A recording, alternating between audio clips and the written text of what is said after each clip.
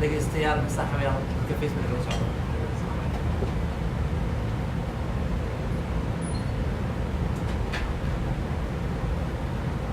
dhegeystayaal halkaad nagala socotaan waa idaacadda Kaalay Somali American Radio anigoo ah Prince Ali Wadani garabkayga waxaa fadhisa Kawsar Maxamed Cabdullaahi maanta barnaamij cusub ee la bilaabay magaciisa yahay dareenka shacabka Kawsaray wada soo dhawo ciidina hadda laga baxday waa ciidisa ma sha Allah wada buluug ma sha Allah barnaamijka dareenka shacabka inoo yara sheeg Kawsaray dareenka shacabka kullitu waa barnaamij cusub markaa ku hadli doonaa dareen kasta oo dadka shacabka ay qabaan sax طبعا meelo kala duwana waa dareenka shacabka uu noqon karaa siyaasaddu noqon karaa waxbarashada horumarka dhaqaalaha waxyaabo badan oo shacabku dareensan yihiin ayaa iman kara marka dareenka shacabka ma kuwa Soomaaliya kaliya jooga ma shacabka sida u yihiin badda Soomaaliya dabcan dalka dibadda meel kasta jooga ma sha Allah barnaamijkan anigii Kawsar baa wadi doona insha Allah dareenka shacabka qof kasto oo Soomaaliyeed kulli shacab baa tahay meel ba shacab u tahay إن شاء الله وحن كعصرنا برنامج قصر الجشو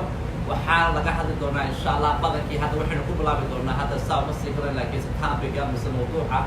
بلاورة إن شاء الله ما ننت سنين تاع وحنا نقولنا يا تدك الصومالية ما الصومالية شعب كذا ما هيستا حاجة ولا هيستا أنا جا وحنا من سنة هاي بس أنا جا على هان حاجة إذا عدما على هان وحنا من سنة هاي شعب إن لقى هيستا حاجة dadka qurbaha jooga bilalka diraya waa garatay Soomaaliya marka maanta dadkayga shacabka Soomaaliyeed shacabka isma raacsano maanta waayo nin biilkiisa haysta biilkiisa aan ka fikirayn maanta dadka qurbaha jooga $400-300 diraya ee nin masaakiin ah oo aan shilin bahaysan subid ma noqonaya Kawsaray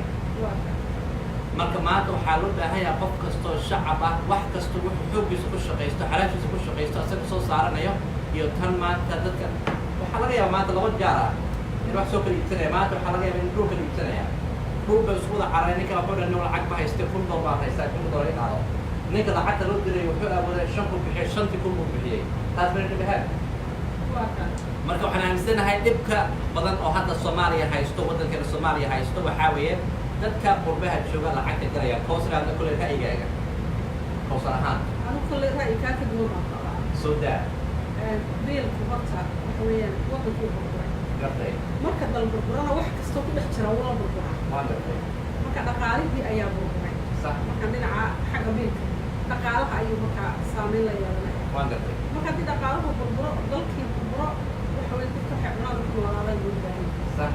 waddanku wax soo saar male dad maalgeliya oo beerihii iyo kalluunkii iyo wixii tacab geliyaana ma jiraan waa gartay waxa jira dad aad multimilyaneer oo ama lacag badan haysta oo Soomaaliyeed sax middle class loo jiraba maya dad saasaa jira oo lacag haysta gartay iyaguna lacagta dalka ma geliyaan sax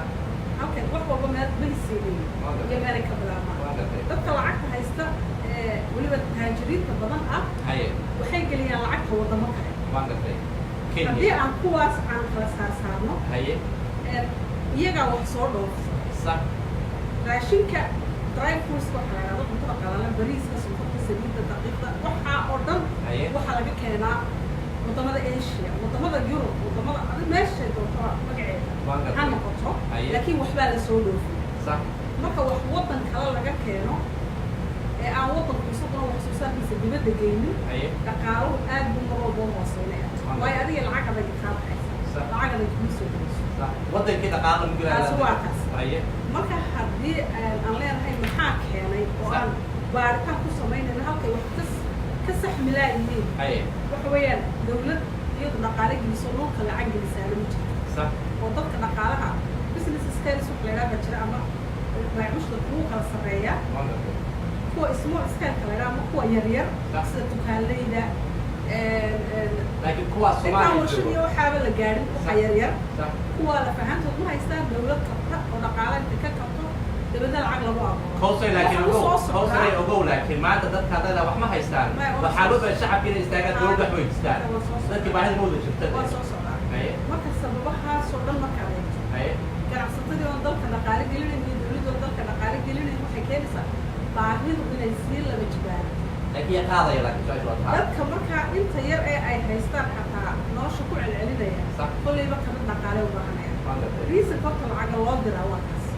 laakiin koosay su'aasha ogaana taana horta taawayna garanay laakiin haddii aad baahi baa jirto baahi baa jirto ka hadalna tana baahi baa jirto baahidaas oo ah maanta qof kasta waxaa tiraahday biil dowladda wax ma bixisaa tiray shaqooyin ma jiraa tiray laakiin dadkan lacag ma iska haystaa way duubayin dadka baahida qabo dadka lacagta loo soo diray baahida lama qabaan maanta shacabka markay wada taagan yihiin shacabka wada dib wax ku qabtaan qofkii qaadaysa wax ma qabsado ma garatay dadka Soomaaliyeed waddanimo ma jirto oo leeyahay maanta dadka shacabka walaalkayga baan caawinaya inaan garab istaago wax kasta xuquuq kasta uu leeyahay inaan la soo qabano laakiin maanta waxaa lagu leeyahay qofkan masaakiinka aan waxba haysan iyo qofka biilka loo soo dirayo waxaa kala saarayo ninkan dowladda ma u baahan tahay ka hadlayaan dowladda ma war tahay ma tahay qofka dowladda waa qof lacag haysta daara hadeen bay jirto deerkaas ka baabada qofka dowladda u baahan waxa weeye qofka masaakiinta oo aan biilka haysan maanta su'aasha waxa weeye ma dadka shacabka asay isku garab istaagi lahaayeen wax wada qabsan lahayn dowladda wax ku jirta dowladda lacag inay hayso waa laga yaabaa laakiin lacagta ay ka soo saarayaan qofkayga ma ka soo saareen waa in dadka Soomaali shacabka is qabsadaan ay mudaharaadaay dhahaan maanta dadkan dad badan baa jira oo aan habeenkii wax ka cuniyay inay mudaharaada lacag soo qaadaan ma inahay anigu horta fikir haddii laga hado أيه. أما ضوء أي نقطة. صح. عيدية تقول لك الجوية. ما عندك. سيدا ضد إلى هي سوء أو وريه الجوية. ما عندك. ما كان عندي قطة إن دجاج يمهرات يوحدونها ما بقى من سنة. ما عندك. شخصيا دي لك. سيدا حكي قاعد تسوي شو من سنة هاي ضد الصومالية نقطة ويس عاوية. صح. صح. وحلقة يا بقف أنا تجرنا إن أما درس هاي لنا صح. يعني وحساسين كلامي كان. marka qofkii waxay iska beela siiyaan in intaas oo isku sii daba xiriirsan صح oo ay iyagana wax sii u siiyaan صح aad u dhacay oo saddex qoys oo kale ugu yaraan ay qoyska loo diro ku dul nool yihiin marka waa isku wada dul nool yihiin hadda ugu lacagta waddanka ma soo bixin ugu maanta lacagta waddanka ma soo bixin waddanka laga soo shaqeeyay haddii cali oo aad leedahay lacagtii waddanka kale laga shaqeeyay ee waddankii loo diray صح waa lacagta adag ee keliya ee ay haystaan waddanka keligiisa laakiin waxaad ogaataa maanta laakiin waddanka soo galaa maba jiro laakiin dadku waxaad ogaataa maanta qiimaha lacagta Soomaalida mise shilin Soomaaliga loo garanayo waxa hoos u dhiga waxa bay lacagta badan iska daba dirayo maanta qof kasta lacag badan ma aha wax weyn haddii la xisaabiyo lacagta Soomaalida shilin Soomaalida qiimo ma laha ugu qiimo ma laha waxba ma fadhiyo maanta dad maalgeliyayaal boqol dollar waxaa $2 milyan $2 milyan shilin haddaad si kala weyn oo waddan soo gaabno dad maalgeliyayaal jira oo lacag bixiya oo dowladda lacag siiya صح lacagta siyaasadda wax lagu furfuro lacagta dhaqaalaha liidaa صح laakiin lacag loo diray oo biil ay sukur iyo bariis iyo daqiiq siisteen waddanka dib u geliyeen ma hata dhaqaalaha liidaa haan ogaano laakiin lacagta ama jaad ku baxda oo wadamada dibadda jaad looga soo dhoofsado waa lacag adagoo kaa baxday ay dadka qaad kiibsana xaga timaada waa lacag adagoo kaa baxday lacagta ogaano waa lacag adagoo kaa baxaysa marka lacagta biilku waa biil waxa cunayo oo lagu nooliyo ama grace school ama caruurta laga bixiyo waa basic life okay koosoo su'aasha la qaata oo keenay dagi koosoo aan isdhegeysano maanta lacagta qaadada oo kala qaad oo soo wadine maanta dadka qaadka cunayo dadka masaakiinta lacagta haysan biilkooda bay bixinayeen dadka qaadka waddanka keenaya waxaa weeye waa dad lacagta dibadda lagu soo dirayo lacag yaroo biil oo $200 loo diray qoyska lix caruur iyo aabihii hooyada ka kooban maba helaya wax jirta waxaan gartay marka laakiin lacagta badan ee baxaysa waa lacagta siyaasadda lagu kala furfuro dadka halkaa wayna fahamtaa wax weeyaan 10 wasiir ama 20 oday baa loo casuumaya si ay qof kursi u deeyaan lacagta halka ku burburtay ka baxda halka waa nisba aanu garanaysaa marka dhaqaale burburka wixii ku haya dalka waa lacagta kale dawladuhu soo waaridaan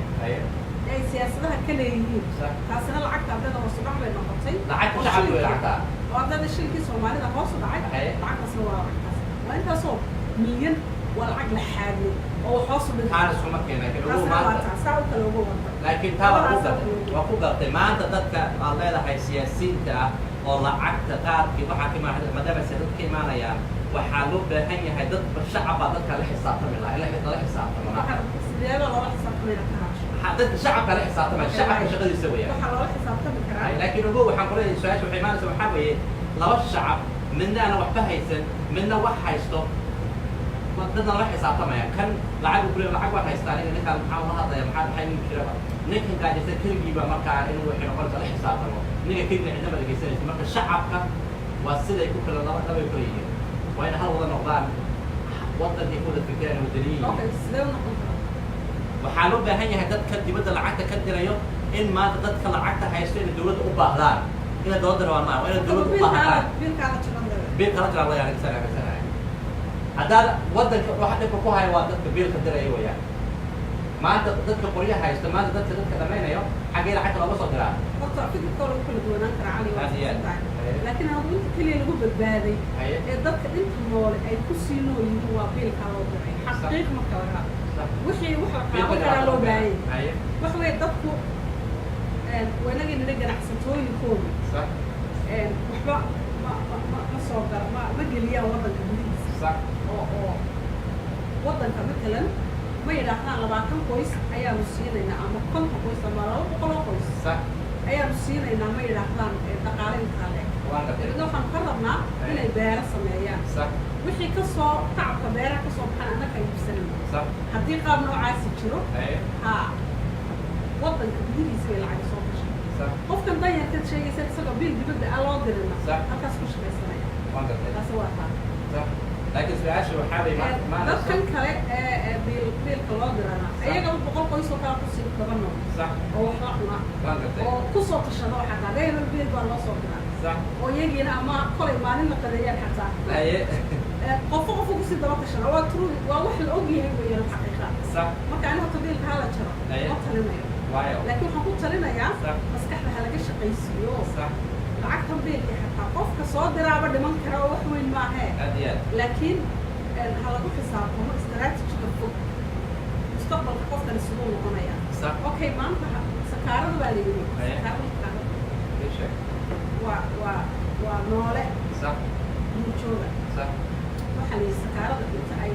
burka ku joogto waxay tahayba intay burka ku joogtay bur kala raadsataa macnaheedu waxa weeyaan imika kan waa cunaysaa waa cuntadeedu waa diyaar iyadoo kan haysato waxay kasii fikiraysaa ka labaad ay tegi doonto marka dadka hadda wax loo diro qofkii u daalaya wax idii soo dirayay wuu dhiman karaa dana kaluu yeelan karaa inta aad haysataan ka fikira xagga u guuri lahaya haddaa qof ardaya tahay oo wax baranaya ku talagalinaad waxbarashadaada meel ka gaadho kadibna aad maxay ahayd nolol samaysato si aad qofkan gacantiisa uga maaranto intaasaan aaminsanay dabcan kulley laakiin beelasha hala jaro ma aaminsani waa waxa keliya ee dalkeena ku nool yahay waa intaa dadka inta badbaaday inta abaaruhu la tageen iyagu waa badbaayay halaba kana taag laakiin hal kalena waan siin lahaa inta yara xoola dhaqatada ee jirta xataa weli xoolihii waddankeena kalluumaysigu lafdhabaro ma aha laakiin xoolaha oo ah waayo dadku waa reer gura xoola dhaqataa kalluunka dad badan baana cunin intaasoo bilyan oo Soomaaliya abaari dishay iyagoo badda ugu dheeraysa badda ugu dheer marka haddii aan dalka Shiinaha barbar dhigno oo kale qofka Shiinaha weligii gaaji ma dilayso waxaan u dilayna wax kastoo noolon kastoo weerarayaan waynu ku kala duwanay taasoo malihii wixii xaaraan hala cuno laakiin waxaan leenahay khayraadka dabiiciga ilaahay dhulka dhigay hala barto qofku waxaa laga yaabaa inuu meel kalluun ag degayo gaajalo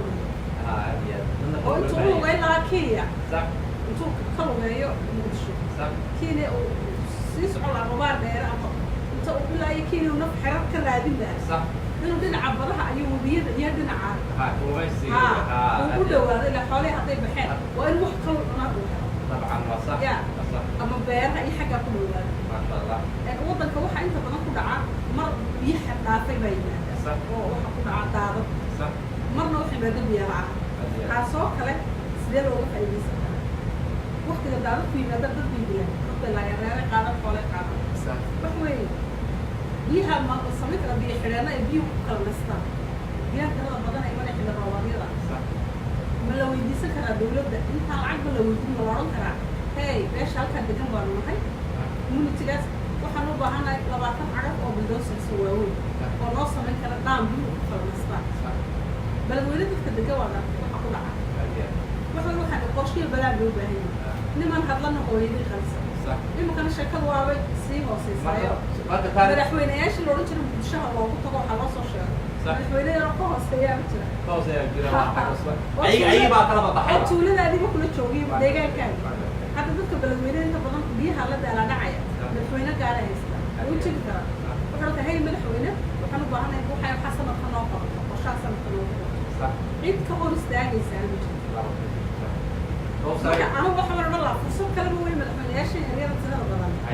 قفل بكو قاعد تسمعي وكله مدحوين كلا شيء وي قاعد كرا تعرف ما شفتي فكرت هاي وحمر الله سمك كل شاسة لا مجالات مركا مستحبة إلا شقيسيو ولا شقيسيو برنامج كا أيوة باهي لكن وده كان عباري حلو اعتماد الله وقتها أو كلوان بيه كلا كيدا ترى وبيه اللي يوده كده بيه معاه بتر والله باهي قد يخلو ويسي يقول قصة دنيا لا يناش اعتماد بالعكس هذه الدنيا ذات العاب الصومالية عسكري بيناش قيمي كي بدأ تشوفه يناش قيمي كي شدال هذين يناش إننا عبال يناش قيمي ما كأنك سدان قاعد تشوفه لنا تسوى سؤال ده أولي ما كأن هذا برنامج كا حتى في الكتب قوينا كوسري واحد محل رجوا ما أنت دار كيسان محل سياسي كل تبع ولا نجي سنة ولا سوق بجميلة غير برنامج محل سوق بجميلة سواء ما أنت اسمه يا لقى الله يا موضوع عنك أو دريك الشعب كا وحنا لقى الله يا ما أنت وضعك الصومالي الشعب كبير هيستوى حقه في إيمانه يعني بسم الله الرحمن الرحيم waxaad la ciid wanaagsan dareenka shacabku waxaan la soconaa in Ramadaanka dhammaad saddex maalmood maanta iyo shalay ciid lagu jiray wadcii la galayo dareenka shacabku dhinacaas horta aan anigu qiyaasi lahaa haddii aan Soomaaliya u soo noqono runtii dadka Soomaaliyeed ciidan waxay ciid runtii aad u farxad badan oo ummaddu ay meel walba joogtay wada ciiday ciid nabad badan ayay ahayd oo dhibaato badan loogu soo sheegay wadankii iyo dibadda iyo qurbaha marka barnaamij shacabka aad u soo dhaweynaya waxaan leeyahay dhibaatada Soomaaliya haysato waxa ka qaadi karo waa Ilaahay subhanahu wa ta'ala laakiin mas'uuliyadda qof walba oo Soomaaliya gabar wiilaysa in laga wada hadlo dareenka shacabka oo xalka la wada raadiyo waxaan isleeyahay hal haddaan rabno annagu nagu xiran yahay horumar haddaan rabno annagu nagu xiran yahay wanaag haddaan rabno annagu nagu xiran laakiin shacabku ku xiran marka mar waxaan leeyahay shacabku hadday mas'uuliyaddooda qaataan ummadaha kale waa la tartami karnaa waana horumari karnaa sida aad la socoto aabayaasheen iyo awowayaasheen waddanka Soomaaliya number 1 ama number 2 ka dhigeen qaaradda Afrika iyo adduunka why not adiga iyo Koosar maanta waqti dhalinyarada ku jirnaa dareenkeena shacabka waddankeena ka daba keena wadamada adduunka ayuu anaga waddankeena waxa ka dhignay waddanka adduunka la aamin meesha ugu hooseeya aan tagnay meesha ugu sareysan waa tegi karnaa saas aan aaminsan marka hadda meesha aan joogno ama aan tagnay Soomaaliya ay tagtay meel ka hooseyso qof Soomaaliya ama gabar Soomaaliya uma qalanto oo inaan sii aadno waxaad aan raadinayno waxay tahay meesha ugu fiicnaysan jaanjaas ku fuuli lahayd marka taasna dareenka shacabka maanta madama madaxweynuhu shaqo soo noqotay loo jeedo mustaqbalkana laga yaabo weli inaan fiiska bedelin oo aad soo shaqeyn haddii aad ku guulaysato kursiga oo madaxweyne noqoto waxa jira haddii aad ku waxa ka hadlayna haddii aad ku guulaysato oo aad madaxweynaha mustaqbalka dadka Soomaaliyeed aad waxyaabo badan oo guuleeya dhinaca dhaqaalaha sida uga qaban waayo inta badan waxaa laga qaybiyaa oo dhibka badan hadda lacag la diriyaa la tiri kara marka xagga dhaqaalaha xagga qaban doodiini hore hadda waxay la keenaado kulli waxa la diray iyo la dirin ma dhahan anigu mar walba waxaan dhihi lahaa horta in la tashado in ummadda Soomaalida ay tashato uma maleynaayo su'aalaha hadda ay weydiinaysid hadda waa hal kaliya laakiin waxaan codsanayaa musharaxiinta dhanna horta in su'aalo la weydiiyo inta xilka loo dhiibo sababtoo ah shacabku ma helo haye okay ana su'aasha halkaa su'aal waa ka jawaabaa laakiin mid dambe hay ugu celini sababtoo maadaama dad badan aan tartan kula jiro jawaabiga haddaan siin xoogaa koobi igu soo celi su'aasha marka intaanan ka jawaabin si aan si fiican ugu fahmo runtii haddii su'aasha dhaqaalaha kaliya ku saabsan tahay haddaadan amnigii ka hadlaynin waxbarashadii aadan ka hadlaynin caafimaadkii aadan ka hadlaynin wala dhaqaalaha kaliya okay anigu waxaan dhihi lahaa haddii Allah awood liyo ogolaado oo aan nasiib u yeesho sida ay dad badan nasiib ugu yeesheen xelalka ugu sarreeya Soomaaliya marka dhaqaalaha la yiraahdo waxa ugu horeeya aan qaban lahaa waxay tahay gudaha iyo dibadda ummadda Soomaaliyeed ee ku nool ayaan waxaan u diri lahaa open letter ama invitation oo aan ku casuumayo nin kasto gabar iyo wiil oo dhaqaalaha wax ka bartay in ay waddanka si degdeg ah kusoo galaan si aan uga hadalno ama aan ugu tashanno dhaqaalaha waddankeena ee burbursan 30 sano oo adduunka naga reebay sidii aan ugu horumari lahayn maskaxdaas iyo muruqaas iyo maalkaas haddaan isku geyn waxaan isleeyahay jawaabta ugu fiican ee kasoo bixi karto marka jawaabtu aniga igama imaanayso waxay ku imaanaysaa dadka khabiirta ah oo ilaa PhD ilaa iyo associate ilaa iyo 3 months training dhaqaalaha ka bartay amaba qofkas suuqa dhaqaalaha joogo millions dollar si loo sameeyo yaqaano qayb ayuu ka yahay dhaqaalaha marka aniga waxaan qabaa kowsaray waa tala badsan lahaa shir guud ayaan isugu yeeri lahaa meesha ayaan ka leedahay jawaabta soo baxdo ayaan ka shaqaysiin lahaa inay hirgasho ما شاء الله برنامج waxaa laga yaabaa in isla maalinta inta shirka baaqaysa ee la soo socdo 20 ama 30 kun isdaajo noqonayaan oo ay u baahan dhaqaalada emergency wax looga haddii aan waxay ka hadlo dowladda Soomaaliya waxaa la socotaan hadda bil ka hor waxay isugu yeertay Ramadaan ka hor waxay isugu yeertay culimada Soomaaliya adduunka la isugu yeeray wixii ka soo baxay waa u jeedeen ma dhahay wax xun ay ahaayeen laakiin ummadda Soomaaliyeed oo muslimiinta oo dhan marka gudaha iyo dibadda culimada la isugu yeeray oo ay ku qasbi waayeen dowladda Soomaaliya oo ay ku qasbi waayeen baarlamaanka Soomaaliya in ummadda Soomaaliyeed 100% waa dad muslim ah in diintooda iyo dhaqankooda iyo waajibaadkooda laga shaqeeyo ma aysan dhihin waa la socotay waxay dhaheen qodobo ay soo saareen xataa waxay ahayd inay yiraahdaan waa la socotaan waddan hadda waxaa jira baarma la yiraahdo oo 100% inay dadku muslim yihiin ma garanayo laakiin dowladdu waxay ku dhaqantay in ummadda muslimiinta ah diinta muslimka lagu dhaqo marka aniga waxaan qabaa kowsaray marway su'aalo badan inaan dadka gaajada u dhimanaya waxay halkan dadka gaajada u dhimanaya mas-uuliyadda dowladda ay ka saaran tahay qof walba oo mas-uul ah oo xilka hayo inta aan xilka la wareejin ama xilka ay dadka loo dooran waxaa waajib uu ka saaraya madaxweynaha Soomaaliya ra'iisul wasaaraha Soomaaliya wasiirada Soomaaliya baarlamaanka Soomaaliya maanta kutub waxay ugu dhaarteen dalka dadka iyo diinta inay difaacayaan ayakay mas-uuliyad ka saaran tahay inta dhalinyarada mustaqbalka ay xilka ku imaanayaan ما شاء الله برنامجك درينك شعبك وإن شاء الله سوق لدونا مالنت سنين مالنت 4 وحاول أنا بكوسر إن شاء الله محمد ولا أكتر إن شاء الله ده بدأ وينمد الدكتور تكتب بقولاته سؤال بدل ما بيتم دونا أنت تحتاج كده بجلس إن شاء الله ونحسب دونا وحنا بنقول كنا برنامج كأنت صوب طبق يوصل مالي محمد بنقول بس عن كوسر إيه محمد لا أنا وحنا ليه إن درينك الشعب كمرة واحد مهم ومدة الصومالية إن اسمه ليس برنامج كان امتحان النقضاء ضد كان لقى قريب جليو أو بدرين كيسة أما واحد لقوا يديو سألته أن بعتها الصومالية نجاح يسطو جوار أما ويل لقى مدا أي حد كيني كلام مركا مور شعب اسمه ليس مور شعب تلوين سوجي ديان وحن أمي سنة من وسي دوام كل حلقة لكم ليس كوسر هذه البرنامج كل يتو للع سياسة ولا يقبل سياسي به لكن كفر الحياة هي وقفر على سياسة marka kulli madaxweynaheena waa rajaynaynaa inuu insha Allah mustaqbalka badan ugu soo kordhiyo waa jira qaab telefoon ay wada rajaynayna inuu ku darsana inkastoo gabagabo ku jirna assalaamu calaykum assalaamu calaykum